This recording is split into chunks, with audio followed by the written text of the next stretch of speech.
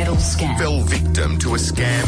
Scams are all around us at the moment. Optus, we've also got You're Being Scammed, and someone's on to help us how to work our way through a lot of this. She is a technology futurist and keynote speaker. Shara Evans, good morning. Hello. Thank you so much for chatting. We wanted to chat firstly about the Optus thing because, you know, they've come out and I guess apologised for it, but it's just made everyone go, woo, are we safe here in Australia? And I've heard you say that we're really, I guess, we're kind of an open book, some of the things that we do here in Australia.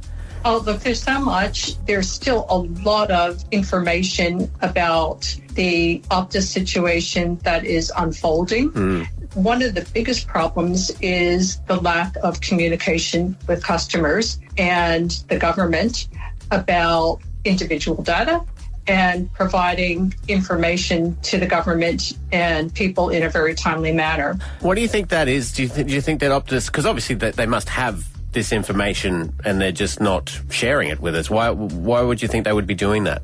I could only hazard a guess. And I don't think that getting information to people about a breach that involves their identity and puts them at risk for identity theft should be done by press release. It should be done by individual notifications. They've got people's contact details. They could let them know right away as soon as the information was known to have been compromised. I've heard people say that if this happened overseas, a company would be facing extraordinary amount of fines, but we just don't have the same laws here in Australia. Are we too lenient on companies? Absolutely. For data? Okay, yeah. Yes. So first of all, if anybody who's been impacted is an EU resident, they are subject to laws called GDPR, General Data Protection Regulation, and the fines there can be up to 4% of a company's global revenue. Wow. That's huge. Here, I think the maximum fine from memory is about $2 million, and that doesn't even really include compensation to anybody who's been impacted. And frankly, if your identity is stolen, that's something that is a lifelong battle that you face, trying to keep yourself and your funds and your family safe.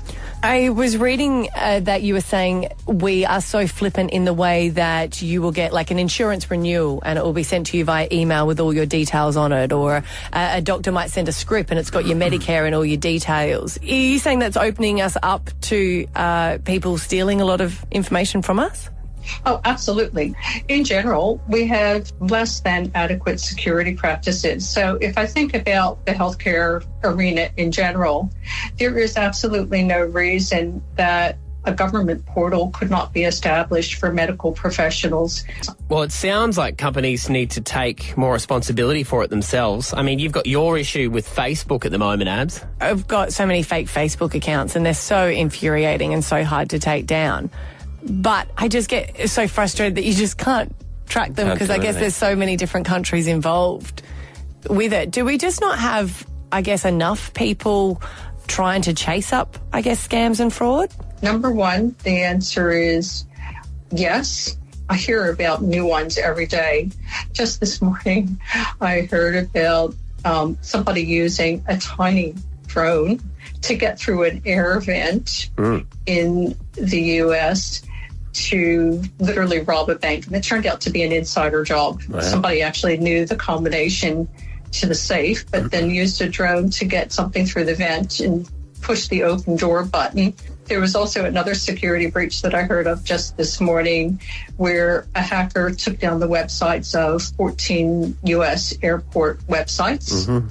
It didn't stop any flights, but it just shows the severity of the cyber world that we're living in now. The more digital we go, the less secure it seems that we are.